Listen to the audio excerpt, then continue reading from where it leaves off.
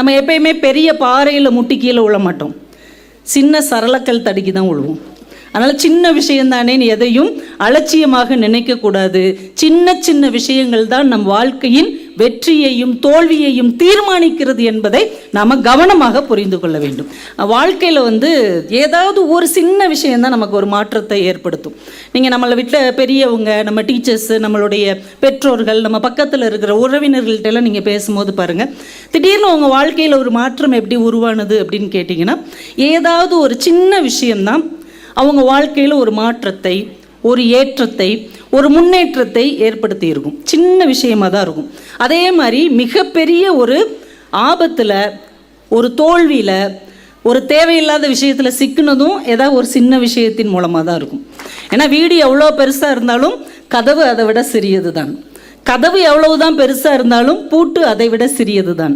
பூட்டு எவ்வளவு பெரியதாக இருந்தாலும் அதை திறக்கிற சாவி சின்னஞ்சிறியதாகத்தான் இருக்கும் என்றால், எவ்வளவு பெரிய மாற்றத்தை நீங்கள் உருவாக்க வேண்டும் என்றாலும் அதை சின்னஞ்சிறிய விஷயத்திலிருந்து தான் தொடங்க முடியும் என்பதை புரிந்து கொள்ள வேண்டும். நீங்கள் யானையெல்லாம் பார்த்துருக்கிறீங்களா? யானை எவ்வளோ பெருசாக இருக்கும், பெரிய யானையாக இருக்கும். ஆனால் அதை கட்டுற சங்கிலி சின்னதாக இருக்கும். ஒரு சின்ன சங்கிலி மிகப்பெரிய யானையை கட்டி போட்டு விட முடியும் என்றால், சின்ன சின்ன விஷயங்களில்தான், சின்ன சின்ன சுடர்களில்தான் நம் வாழ்க்கைக்கான வெளிச்சங்கள் இருக்கிறது என்பதை இந்த சின்னஞ்சிறு வயதிலேயே நீங்கள் புரிந்து கொள்ள வேண்டும். சின்ன நெருப்புனா ஜில்லுன்னா இருக்கும். சின்ன நெருப்பு தானே, போய் கையை விடுவோம் அப்படின்னு தொட முடியுமா? அது ஜில்லுன்னு இருக்காது. அதனால தான் பாரதி சொன்னான், அக்கினி குஞ்சொன்று கண்டேன், அதை ஆங்கொரு காட்டினில் பொந்திடை வைத்தேன், வெந்து தணிந்தது காடு, தழல் வீரத்தில் குஞ்சென்று மூப்பென்றும் உண்டோ என்று சொன்னான். சின்ன நெருப்பாக இருந்தாலும் அது ஒரு காட்டையே அழிக்கக்கூடிய வல்லமை படைத்தது என்பதால் சின்ன சின்ன விஷயங்களில் நாம் ரொம்ப கவனமாக இருக்க வேண்டும். திடீர்னு கரண்ட் போயிடுது, இருட்டாக இருக்குது. அந்த இருட்டுக்கு வெளிச்சத்தை கொண்டு வருவதற்கு ரொம்ப பெரிய வெளிச்சம் தேவையா? ஒரு சின்ன தீக்குச்சியை பொருத்தி ஒரு சின்ன மெழுகுவர்த்தியை ஏற்றினாலே வெளிச்சம் வந்து விடுகிறது தானே. அது மாதிரி நம்மளுடைய அறியாமை, நம்முடைய வறுமை, நம்மளுடைய இயலாமை, நம்முடைய ஏழ்மை, இந்த இருட்டிலிருந்து நம்ம வெளியில் வருவதற்கு வாசிப்பு, கல்வி, அறிவு என்கின்ற சின்ன சின்ன சுடர்களை கையில் ஏந்தி கொண்டே மிகப்பெரிய வெளிச்சத்தை நோக்கி நீங்கள் நிச்சயமாக நடைபோட முடியும். இப்போ நம்ம கையில் பொம்பளை பிள்ளைங்கிட்ட கேட்டால் கைக்கு எதுமா அழகு அப்படின்னா, வளையல் மேடம், பிரேஸ்லெட் மேடம், அழகாக இருக்கும் அப்படின்னு சொல்லுவீங்க. ஆம்பளை பசங்க கிட்ட கேட்டால், மேம் அப்படி ஒரு காப்பு மாட்டினோம்னா கம்பீரமாக இருக்கும். ரெண்டு பேருமே என்ன சொல்வீங்க? வாட்ச் மேம், இந்த கைக்கு வாட்ச் போட்டால் நல்லா இருக்கும், இதுதான் கைக்கு அழகு அப்படின்னு. உண்மையிலேயே கைகளுக்கு எது அழகு தெரியுமா? நமக்கு அறிவை அள்ளித்தருகிற புத்தகங்களை கையில் ஏந்துவது தான் உண்மையான கைக்கு அழகு என்பதை நான் சொன்னேன் இல்லையா? ஒரு சின்ன கவிதை நம்ம வாழ்க்கையை மாற்றிடும். ஒரு சின்ன பொன்மொழி நம்ம வாழ்க்கையில் ஒரு மாற்றத்தை கொண்டு வர முடியும். ஒரு சின்ன குறும்படம், ஒரு சின்ன சிறுகதை, இல்லை ஏதோ ஒரு சின்ன சம்பவம் நம்ம வாழ்க்கையில் ஒரு பெரிய மாற்றத்தை உண்டு பண்ண முடியும். ஹைக்கூ அப்படின்னு ஒரு கவிதை கேள்விப்பட்டிருக்கிறீங்களா? சின்ன கவிதை தான் இருக்கும். இப்போ நீங்கள் ஸ்கூலுக்கு எப்படி போவீங்க? பள்ளிக்கூடத்துக்கு ஆசையாவாக போவீங்க. இப்போ நாளைக்கு காலையில் எத்தனை பேர் உற்சாகமாக இருந்துச்சு, நான் ஸ்கூலுக்கு போகிறேன்னு ஆசையாக போவீங்க? கொஞ்சம் திங்கக்கிழமை காலையில் வந்தால் எரிச்சலாக தானே இருக்குது, ஏன்டா திங்கக்கிழமை வருது அப்படின்றது. அப்போ நமக்கு பள்ளிக்கூடத்துக்கு போகிறதுக்கு கொஞ்சம் விருப்பம் இல்லாமல் தான் பல நேரங்களில் இருக்கிறது. இதை ஹைக்கூவாக ஒருத்தர் எழுதியிருக்கிறார். பழ புகழேந்தி அப்படின்றவர் ஒரு ஹைக்கூவாக எழுதியிருக்கிறார். குழந்தைகள் பள்ளிக்கு நடந்து வருகிறார்கள், வீட்டுக்கு ஓடி போகிறார்கள். நல்லா இருந்தால் கை தட்டிடணும், சரியா? பிள்ளைகள் பள்ளிக்கு நடந்து வருகிறார்கள், வீட்டுக்கு ஓடி போகிறார்கள். ஸ்கூல் விட்ட உடனே பட்டார்னு ஓடி போயிடுறோமா இல்லையா? அப்பா விடுதலை கிடச்சிருச்சியா இந்தியாவுக்கு அப்படின்னு சொல்லி வேகமாக ஓடி போயிடுறோம். எவ்வளோ அழகாக இவ்வளோ பெரிய விஷயத்தை 2 வரியில் ஒரு ஹைக்குள்ளே வச்சிருக்கிறார். செங்காந்தாள் அப்படிங்கிறவர் இதே விஷயத்தை இன்னும் அழகாக சொல்கிறார். குழந்தைகள் பள்ளிக்கு கால்களோடு வருகிறார்கள், சிறகுகளோடு வீடு திரும்புகிறார்கள். பள்ளிக்கூடத்துக்கு வரும்போது கால்களோடு வர்றாங்க, வீட்டுக்கு போகும்போது சிறகுகளோடு போயிடுறாங்க, பறந்து போயிடுறாங்க. எவ்வளவு அழகாக நம்ம அன்றாடம் பார்க்கிற அந்த குழந்தைகளின் மனப்பான்மையை சின்னஞ்சிறிய ஹைக்கூவாக அவரால் வடிக்க முடிந்திருக்கிறது. இது மாதிரி நம்ம வாழ்க்கையிலையும் சின்ன சின்னதாக நம்ம பார்க்கிறதை எழுதி பதிவு செய்யலாம். நீங்கள் நிறைய மெரினா பீச் மாதிரிக்கெலாம் போயிருப்பீங்க இல்லையா? ஏதோ கடற்கரை ஊருக்கு போயிருப்பீங்க. போனப்போ அங்கே சின்ன பிள்ளைங்கள்லாம் பலூன் வித்துட்டு இருப்பாங்க, பார்த்துருக்குறீங்களா? அப்போது நீங்கள் என்ன நினைப்பீங்க? சரி, நம்மளையெல்லாம் படிக்க வச்சுருக்குறாங்க, நம்மெல்லாம் பள்ளிக்கூடத்துக்கு போகிறோம், ஆனால் பாவம் இந்த பையன் இந்த பொண்ணு நம்ம வயசு தான் இருக்கும், அவங்க பலூன் விற்றுட்ருக்குறாங்களே, ஒரு மாங்காய் விற்றுட்ருக்குறாங்களே, ஏதோ பொம்மை விற்றுட்ருக்குறாங்களேன்னு வருத்தப்படுவீங்கள்ல. இதை ஒரு கவிஞர் பார்க்குறார். அதை அவர் எப்படி பதிவு பண்ணுறார் அப்படின்னா, கடற்கரையில் பலூன் விற்கிற சிறுவனுக்கும் அதை வாங்குகிற வயசு தான். கடற்கரையில் பலூன் விற்கிற சிறுவனுக்கும் அதை வாங்குகிற வயது தான். இதை படித்தோடனே நம்ம மனசுக்குள்ள ஒரு ஆழமான ஒரு அந்த துயரத்தின் ஒரு சாறு இறங்குகிறதா இல்லையா? நிறைய எங்கள் ஊர் பக்கம் மதுரை இதெல்லாம் பக்கம் வரும்போது ஒவ்வொரு பஸ் ஸ்டாப்லேயும் ஏதாவது ஒன்று விற்பாங்க. ஒவ்வொரு பேருந்து நிலையத்துலேயும் கொய்யாப்பழம், வெள்ளரி, இந்த மாதிரி ஏதாவது ஒன்று விற்பாங்க. ஒரு சின்ன பொண்ணு வெள்ளரிக்காய் வித்துட்டே வருது. இதை நம்ம பார்க்கும்போது வருத்தம் தான் படுவோம். ஆனால் ஒரு கவிஞர் பார்க்குறார், ஒரே வார்த்தை தான், கேப்பா அப்படின்ற ஒரு கவிஞர், ஒரே வார்த்தை தான், வெள்ளரி பிஞ்சுகள் விற்கின்றன, வெள்ளரி பிஞ்சுகள் விற்கின்றன. என்ன ஒரு வார்த்தை பாருங்க. இனிமேல் அந்த மாதிரி குழந்தைகளை நாம் கடந்து வரும்போது இந்த கவிதையை கடந்து வரவே முடியாது இல்லையா? கவிதைக்கு என்ன ஆற்றல் உண்டு என்றால், அன்றாடம் நாம் எளிதாக கடந்து போகிற பல விஷயங்களை அவ்வளவு எளிதாக கடந்து போக விடாது. இனிமேல் இந்த மாதிரி குழந்தைகளை நீங்கள் பார்க்கும்போது இந்த கவிதை உங்கள் மனசுக்குள்ள ஏதோ ஒரு சின்ன அசைவை ஏற்படுத்தி விட்டு தான் போகும். அதே மாதிரி நீங்கள் நிறைய ஹோட்டலில் நம்ம சாப்பிட போகும்போது பார்த்தீங்க அப்படின்னா, இந்த பரிமாறுறவங்க சின்ன சின்ன பசங்க இருப்பாங்க. நமக்கே வருத்தமாக தான் இருக்கும். ஆனால் அந்த பையனுடைய மனநிலை எப்படி இருக்குது? ஒரு அனாதை சிறுவன், அவனுக்கு ஆதரவே இல்லாத ஒரு பையன் ஹோட்டலில் வேலை பார்க்குறான். அவனுடைய மனநிலை எப்படி இருக்கும் அப்படின்னு நாகி பிரசாத் அப்படிங்கிறவர் ஒரு சின்ன கவிதை எழுதியிருக்கிறார். ஏன்பா டேய் பையா, சர்வர் என ஆளாளுக்கு அழைக்களிப்பவர் மத்தியில் யாரேனும் தம்பி என அழைத்தால் தன்னையும் அறியாமல் அருகில் போய் நின்று விடுகிறான் அந்த ஆதரவற்ற சிறுவன். ஹோட்டலில் பரிமாறுற பையனுக்கு என்னங்க மரியாதை கொடுப்பாங்க? அவன் பேர் யாருக்காவது தெரியுமா? நம்ம எத்தனை உணவகங்களில் போய் சாப்பிட்றோம், அவங்களுக்கு டிப்ஸ் வைக்கிறோம், அவங்கள அடிக்கடி கூட பார்ப்போம். ஆனால் அவங்க பேர் நம்ம யாருக்காவது தெரியுமா? தேவையே இல்லை. அவங்க பெயரற்ற மனிதர்கள் நம்மளுடைய மனசில். ஆனால் அவனுக்கும் ஒரு பேர் இருக்கும் இல்லையா? அதை யாராவது கூப்பிட்டணும் அப்படின்னு அவனுக்கு ஒரு ஆசை இருக்கும்ல. ஆனால் எல்லோரும் என்ன கூப்பிடுவாங்க? சர்வர் இங்கே வாப்பா, டே பையன் இங்கே வாடா, டே இங்கே வாடா, இப்படி தானே சொல்லுவாங்க. யாராவது ஒருத்தங்க தம்பி அப்படின்னு கூப்பிட்டுட்டா அவனையும் அறியாமல் அவனுடைய மனசு அவங்களுக்கு பக்கத்தில் வந்து நின்று விடுகிறது என்றால், மனித நேயத்தை நாம் பரப்புவதற்கு பணம் செலவழிக்க வேண்டும் என்கின்ற தேவையில்லை. அன்பான 4 வார்த்தைகளை செலவழித்தாலே போதும். நம்மளை சுற்றி எவ்வளவோ பேர் அன்புக்காக இயங்கி கொண்டு இருக்கிறார்கள். உள்ளத்துக்குள் யாருக்கிட்டையும் சொல்ல முடியாத எத்தனையோ சுமைகளை வைத்து குமைந்து கொண்டு இருக்கிறார்கள். அவங்களுக்கும் உணர்வு இருக்கும், அவங்களுக்கும் ஆசாபாசம் இருக்கும் என்பதை உணர்ந்து கொண்டு ஒரு அன்பாக ஒரு வார்த்தை சொன்னாலே அவங்களுக்கு அது போதுமானது. நம்மள நிறைய பேர் என்ன நினைக்கிறோம்? காசு பணம் இருந்தால் தான் எல்லாருக்கும் உதவி செய்ய முடியும் அப்படின்னு நினைக்கிறோம். அப்படிலாம் இல்லைங்க. அன்பை பரிமாறிக்கொள்வதற்கு காசு பணம் தேவையே இல்லை. அன்பான சொற்கள் போதும். அப்போ இந்த கவிதை மாதிரியான விஷயங்கள், சில வார்த்தைகளை மாற்றி போடும்போதே அந்த இது நமக்குள்ள ஒரு ஆழமான ஒரு சின்ன தாக்கத்தை ஏற்படுத்தும். இப்போ சிற்பி இருக்கிறார்ல, சிலை செய்கிறார்ல, அவருக்கு எதுங்க தெய்வம்? சிலை செய்கிறது தான் அவருக்கு தொழில். இதை பார்த்துட்டு ஒருத்தர் எழுதுறாரு, நமக்கு செய்யும் தொழிலே தெய்வம், சிற்பிக்கு செய்யும் தெய்வமே தொழில். ஒரு சின்ன முரண்பாடு, ஆனால் அதுக்குள்ளே எவ்வளோ ஒரு அழகியல் இருக்குது பாருங்கள். ஒரு பறவையும் மனிதனும் பேசிக்கிறாங்க. இந்த பறவை சொல்லுது மனிதன்கிட்ட, நான் உணவு தேட வேண்டும், அதுதான் எனக்கு வேலை. பறவை சொல்லுது. மனுஷன் சொல்கிறான், நான் வேலை தேட வேண்டும், அதுதான் எனக்கு உணவு. இந்த ஒத்த வரியில் ஒரு பறவை எவ்வளோ சுதந்திரமாக வாழுகிறது, மனுஷனுக்கு அந்த வாழ்க்கை கிடைக்கல பாருங்க. பறவைக்கு என்ன வேலை? சாப்பாடு தேடணும், சாப்பிடணும், அவ்வளோதான். நமக்கு அப்படி ஒரு வாழ்க்கை வாய்த்திருந்தால் எவ்வளோ சந்தோஷமாக இருக்கும். ஆனால் நம்ம வேலை தேடணும், சம்பளம் வாங்கணும், வீடு பிடிக்கணும், ஒரு வாகனம் வேணும், ஒரு குடும்பத்தை உருவாக்கணும், அதுக்கப்புறம் தான் இந்த பணத்தை வச்சு சாப்பாடு சாப்பிடணும். ஆனால் ஒரு பறவைக்கு இருக்கக்கூடிய ஒரு சுதந்திரம், ஒரு பறவைக்கு இருக்கக்கூடிய ஒரு எண்ணற்ற ஒரு வாழ்க்கை சூழல் மனிதனுக்கு இல்லை அப்படிங்கிறத ஒரு 2 வரியில் இந்த வார்த்தைகள் அழகாக சொல்லிடுது. துணி துவைக்கிற ஒரு தொழிலாளி, சலவை தொழிலாளி, அவர் துணி துவைச்சு காய போட்டிருக்கிறார், அந்த ஈரம் காயவே இல்லை. அவருடைய துயரத்தை ஒரு கவிஞன் பதிவு செய்கிறான். நனைஞ்ச துணி காஞ்சாத்தான் காஞ்ச வயிறு நனையும். இப்படி நாம் கவனிக்கவே படாத எவ்வளவோ மனிதர்கள் நம்மை சுற்றி வாழ்ந்து கொண்டு இருக்கிறார்கள்.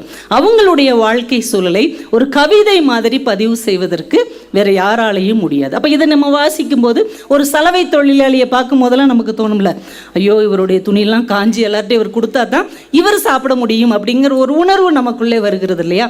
இதுதான் ஒரு கவிதையின் ஒரு படைப்பின் வேலை. இதுதான் ஒரு சமுதாயத்தை ரொம்ப அழகாக கட்டமைக்க முடியும்.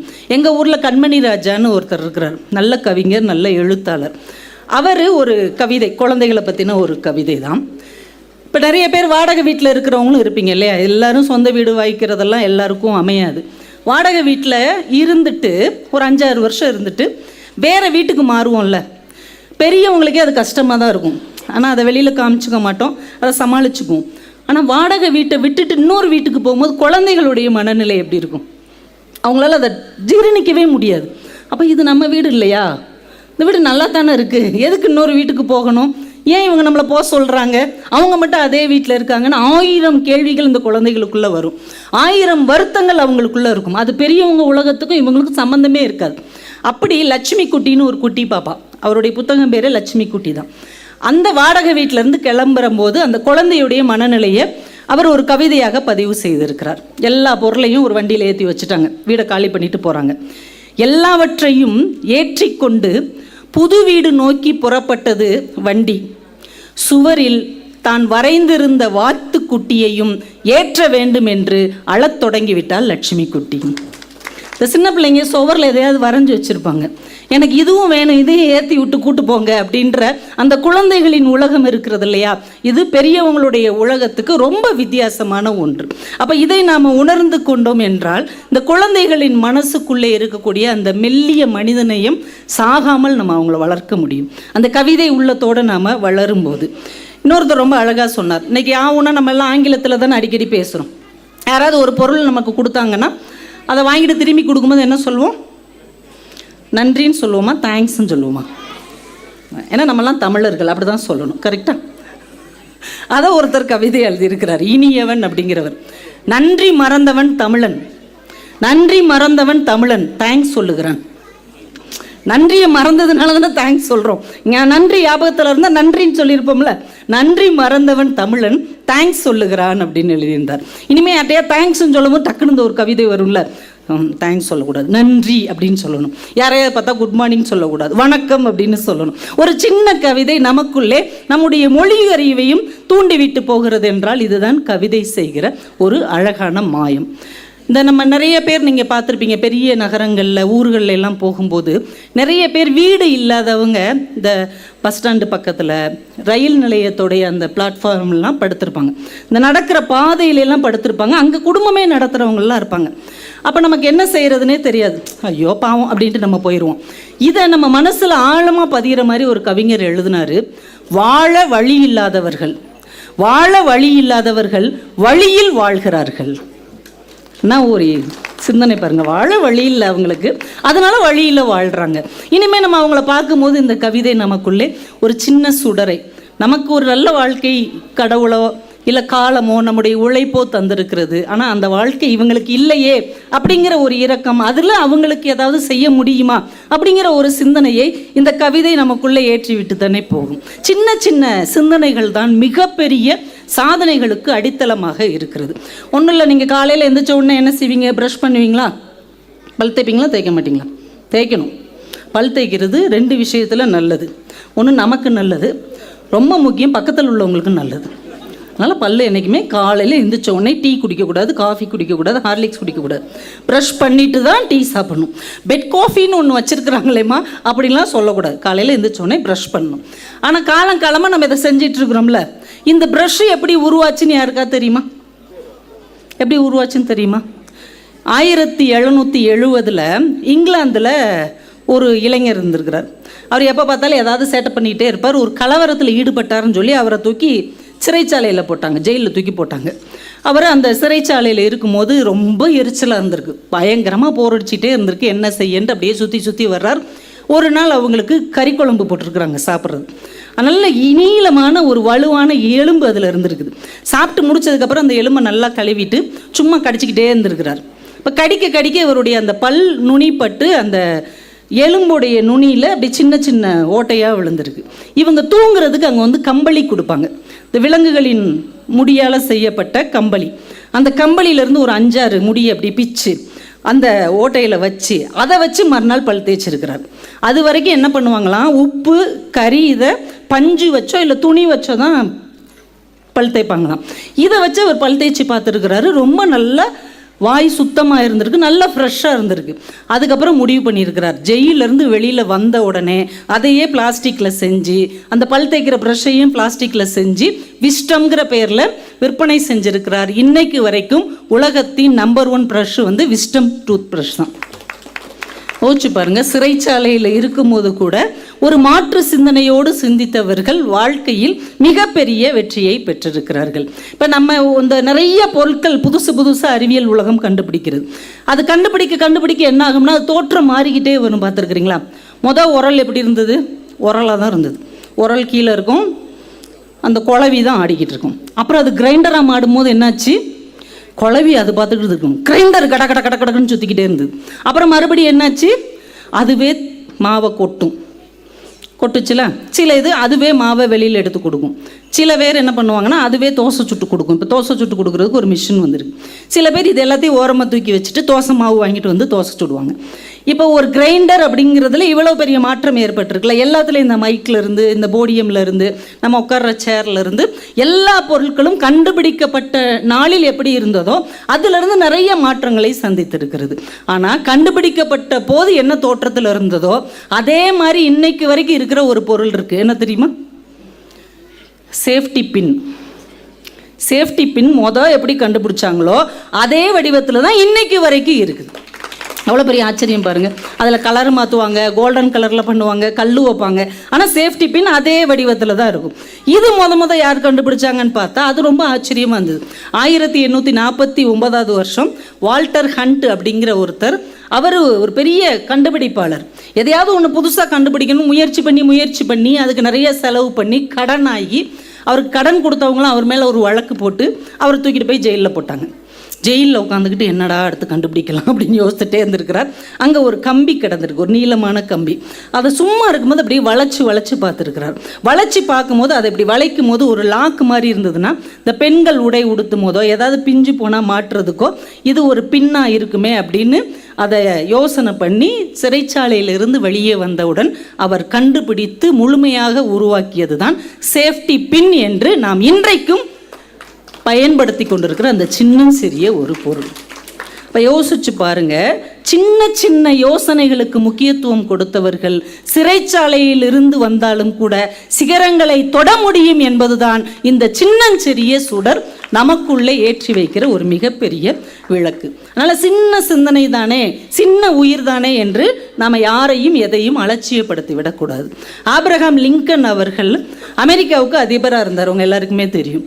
அவர் ஒரு நாள் வாஷிங்டனுக்கு கோச் வண்டியில் போயிட்டுருக்கிறார். காலையில் ரொம்ப அழகாக கோட் ஷூட்லாம் போட்டு அன்றைக்கி ஒரு முக்கியமான தீர்மானத்தை பற்றி பேச வேண்டியிருக்கு. அந்த சபையெல்லாம் கூடியிருக்குது. ஒரு கோச் வண்டியில் போயிட்டுருக்கிறார். ஒரு புதகுழியில் ஒரு குட்டி பன்றிக்குட்டி விழுந்து உயிருக்காக கத்திக்கிட்டு இருக்குது. வீன்னு கத்துது. உடனே இவர் அந்த ஓட்டுநரை நிப்பாட்ட சொல்லி, இருங்க என்னமோ சத்தம் கேட்குது. போய் பார்த்தா புதகுழியில் ஒரு பன்னிக்குட்டி உயிருக்காக கஷ்டப்பட்டு கத்திட்டு இருக்குது. உடனே இவர் வேகமாக போய் அந்த பன்னிக்குட்டியை காப்பாற்றி அதை கழுவி அதை பத்திரமா ஒரு இடத்துல விட்டுட்டு லேட் ஆயிடுச்சுங்கிறதுனால வாஷிங்டனுக்கு வந்துட்டார். அவருடைய அந்த அழகான ட்ரெஸ்ஸு முழுக்க சேரும் சகதியுமாக இருக்குது.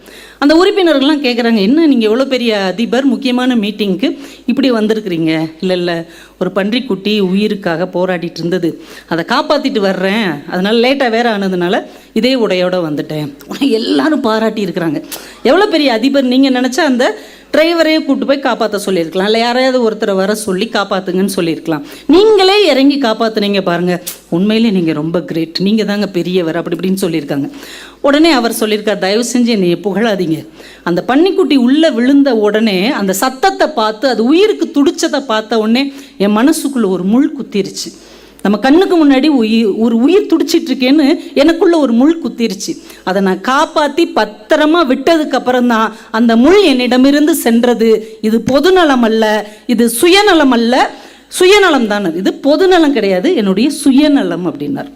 நம்ம என்ன நினைப்போம், இன்னொரு உயிருக்கு உதவி செய்கிறது பொதுநலம்னு நினைப்போம். உண்மையிலேயே அது பொதுநலம் அல்ல, நம்முடைய மனதின் சுயநலம் என்பதை புரிந்து கொண்டோம் என்றால் அடுத்த உயிருக்கு உதவுறதை பற்றி நம்ம பெருமைப்படவே மாட்டோம். எதுக்கு இன்னொருத்தங்களுக்கு நம்ம உதவி செய்கிறோம் நீங்கள் யோசிச்சு பாருங்களேன்.